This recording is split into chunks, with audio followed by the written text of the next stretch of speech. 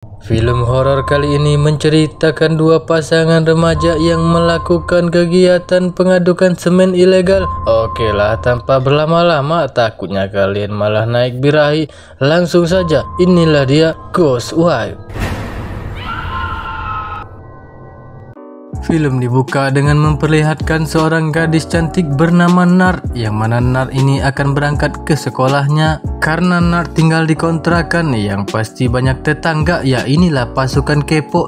Sebelum Nar berangkat sekolah, ditanya-tanyain dulu sama pasukan kepo. Sekolah yang baik ya Nar, jangan main laki-laki. Kalau kamu main laki-laki, nanti malah dipatok ular. Apa hubungannya coba?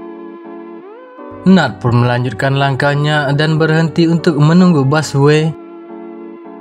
Saat Nar melihat ke kiri dan kanan, nampaklah seorang laki-laki remaja bernama Max. Max terlihat heran melihat Nar, yang mana Nar ini adalah anak baru di sekolah. Biasa seorang laki-laki kalau melihat cewek cantik pastilah melakukan PDKT. Mereka berdua pun berkenalan. Kemudian Mac mencoba memberhentikan satu buah taksi dan Mac mencoba mengajak Nar ikut bersamanya, tapi karena baru kenal, Nar agak malu-malu lalan. Namun karena takut terlambat, akhirnya Nar pun ikut bersama Max ke sekolah. Pada saat turun dari taksi, Nar berterima kasih kepada Max dan Nar pun memberikan uang sebagai imbalan. Max pun dibuat heran, masih ada ya cewek yang begituan. Saat Nar melangkahkan kaki, Nar mencoba membalikkan badan dan memberikan senyum manisnya kepada Max.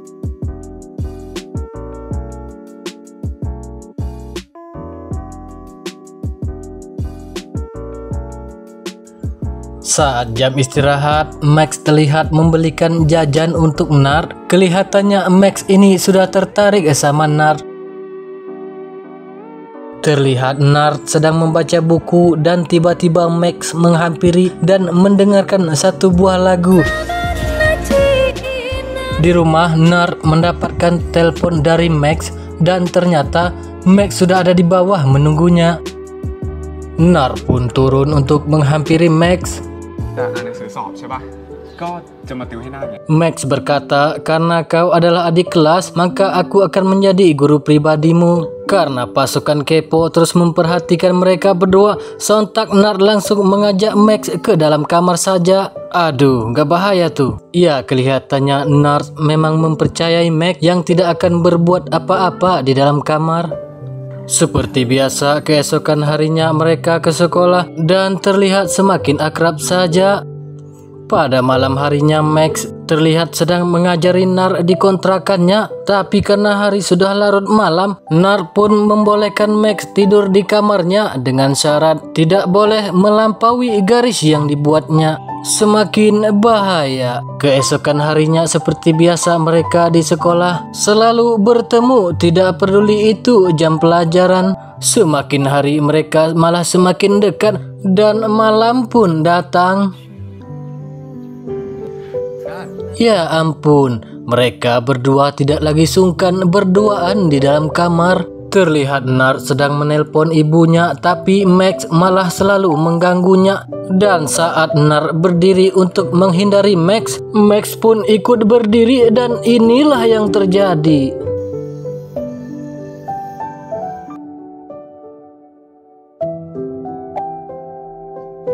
Rupanya mereka semalam telah melakukan adu mekanik. Bukannya menyesal, tapi mereka malah terlihat senang. Tapi tanpa mereka sadari, inilah awal bencananya.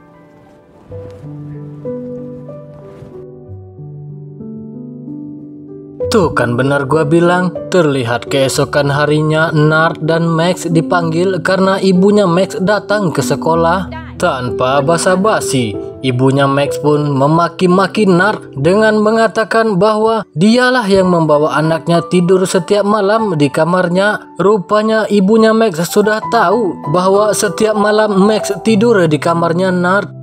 Di kamar, ibunya Nar menasehatinya dan menyuruh Nar mengakhiri saja hubungannya bersama Max. Tapi dasar bucin, Nard rupanya menyembunyikan HP-nya di dalam buku dan menghubungi Max. Keesokan harinya, alangkah terkejutnya Nard karena membaca pesan dari Max bahwa Max mengatakan dia akan pindah keluar kota. Bagaikan lagu dangdut pecah 1000, hatinya Nard harus hancur berkeping-keping. Lanjut long hai.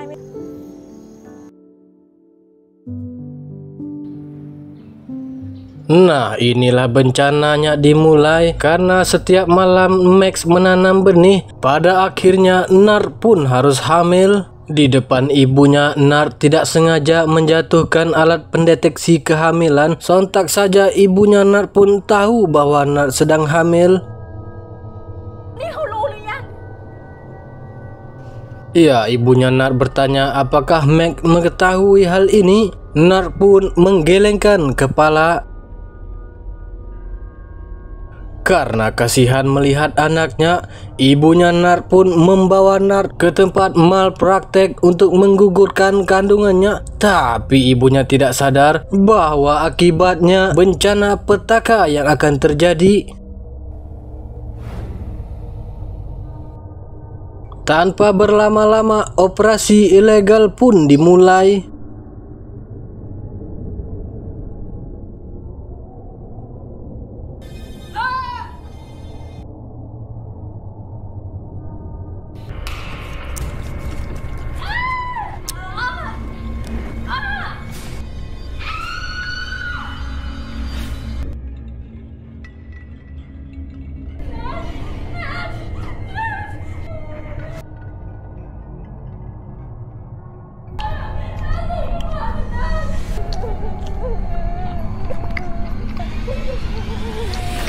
Oh my god, Nard pun harus tewas mengenaskan. Sementara dia menjadi hantu dan melahirkan anak setan. Sebelum ibunya Nard pulang kampung, mampir dulu di kamarnya Nard. Tapi disinilah teror hantu Nard dimulai.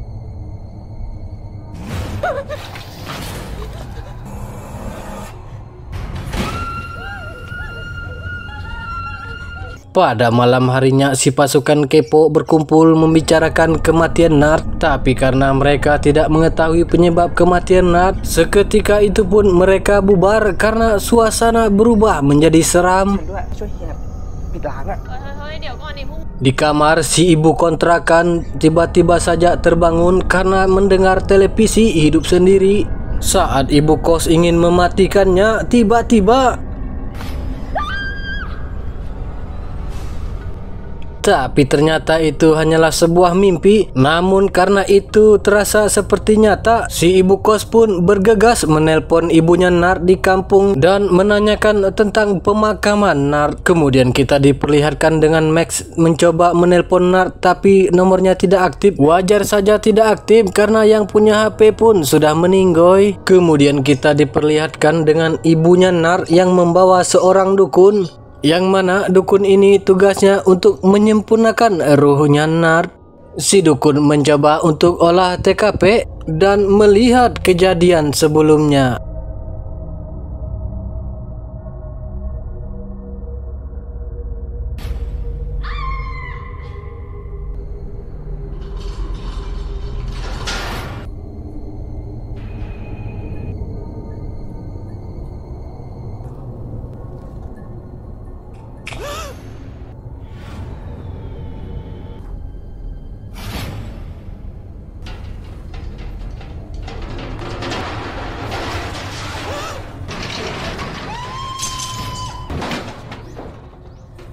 Sang dukun pun menyerah karena merasa si hantu Nard lebih GG darinya.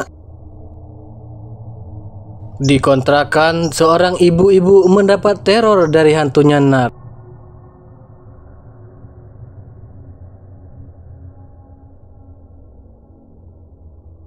Oh my god, si ibu pun ngebrit ketakutan.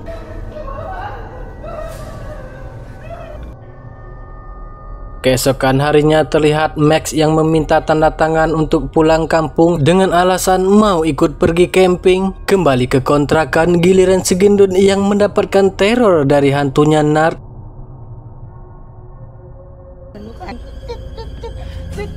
Alamak, putus tuh tangan. Lagian ngapain nyulukin tangan ke anak setan? Keesokan harinya terlihat para penghuni kos mendemo ibu kos. Bukan demo BLT, tapi meminta sang ibu kos mengatasi teror hantunya Nar. Kelihatannya sang ibu kos cepat tanggap dengan menyewa dukun pentaris di Thailand. Sang dukun membawa satu asistennya dan belum apa-apa sudah diteror sama si anak setan. Itu anak setan goblok.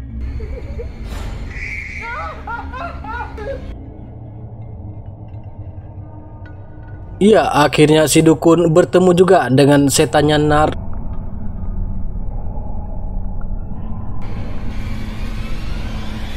Di tengah perkelahian si dukun, si asisten malah sibuk memecuti anak setan seperti memukul anak nyamuk.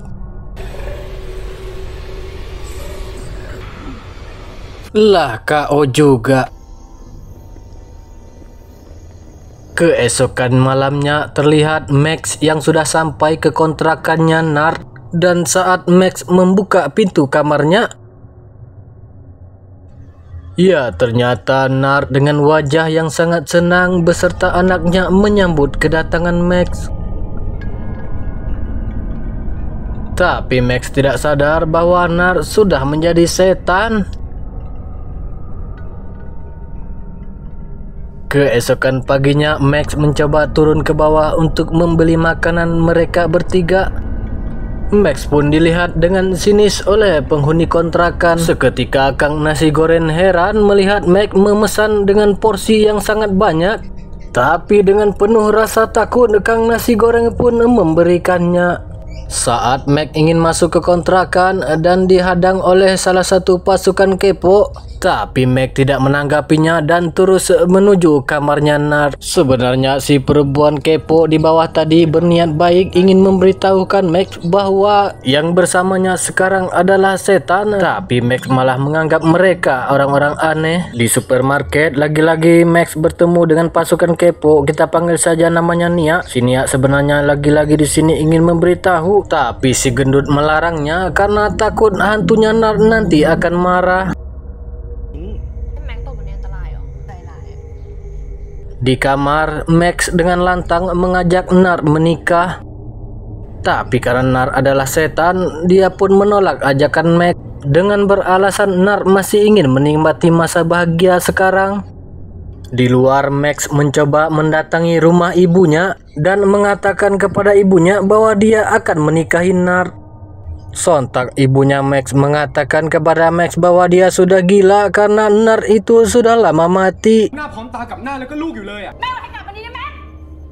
Tapi karena Max tidak percaya, dia marah-marah dan langsung saja pergi.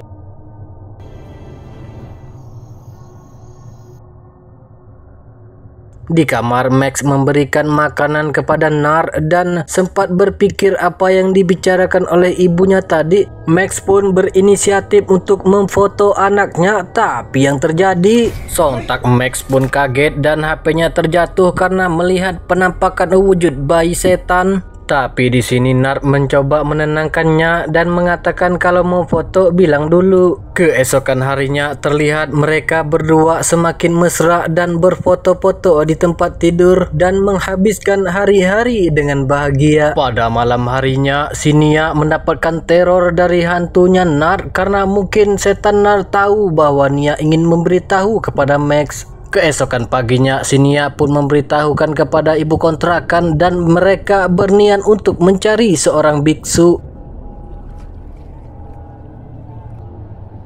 Mereka pun sampai ke tempat sang biksu dan sang biksu terlihat sedang mengobati seseorang yang lagi kerasukan. Di sini awalnya sang biksu menolak, tapi karena Nia dan ibu kontrakan bermohon dan sang biksu pun bersedia menolong mereka. Ya, karena Nar mempunyai genjutsu tingkat tinggi, sontak saja dia merasakan kehadiran sang biksu. Sang biksu pun berkata bahwa dia bisa merasakan kehadiran setan tersebut. Di kamar, Nar menyuruh Max membawa anaknya ke lantai atas dengan alasan ingin mencari angin. Padahal sebenarnya Nar tahu bahwa biksu akan datang ke kamar dia. Singkat cerita, biksu pun datang dan pertarungan pun baru dimulai.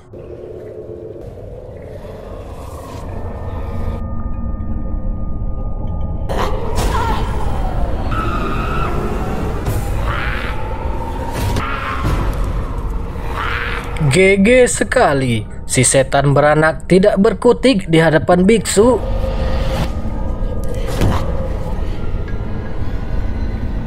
Terlihat sang biksu mengeluarkan benang untuk mengikat setan nark. Entah apa yang akan dilakukannya kepada setan beranak, dan saat sang biksu ingin menikam ubun-ubun si setan, Max pun datang dan menanyakan apa sebenarnya yang terjadi. Si biksu mengatakan kepada Max, "Apa kau yakin itu adalah bayi?" Ya, Max pun kaget melihat sosok setan bayi. Lalu sang biksu berkata kepada Max, "Jangan menipu dirimu sendiri," dan menyuruh Max memejamkan mata dan membaca mantra. Lalu kita diperlihatkan dengan adegan Max yang memfoto anaknya di awal tadi. Sebenarnya apakah yang terjadi kepada Max ini?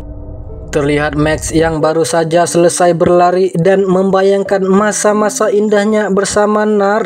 Dan Max pernah mengucapkan janji apapun yang terjadi tidak akan pernah berhenti mencintai Nar. Saat Max ingin kembali ke kontrakan, tiba-tiba ya, rupanya Max pun sudah mati karena tertabrak mobil. Max mengalami kecelakaan dan yang kembali ke kamar kos itu bukanlah Max lagi, tapi itu adalah arwahnya. Rupanya Nard sengaja tidak ingin memberitahu Max bahwa takut Max bersedih. Biksu mengatakan bahwa orang mati tidak boleh lagi bergaul sama orang hidup. Lalu Max bermohon kepada biksu jangan memisahkan mereka berdua karena cinta mereka sangat amatlah teramat dalam. Lalu sang biksu bertanya ke mereka berdua, "Apakah kalian yakin dengan pilihan kalian? Karena jika ingin terus seperti itu, maka mereka bertiga akan jadi roh gentayangan." Karena sang biksu terharu melihat cinta mereka yang begitu dalam, sang biksu pun mengabulkan permintaan mereka. Dan sebagai konsekuensinya mereka akan jadi roh gentayangan yang akan dikurung di kamar itu selama-lamanya. Dan terlihat mereka semua beribadah untuk mendoakan mereka bertiga. Itulah ending dari film Ghost Wife. Dan pesan untuk kalian para wanita, jika belum siap bunting maka jangan pernah melakukannya walaupun sang laki-laki berjanji akan bertanggung jawab. Bullshit. Ending yang sangat membagongkan.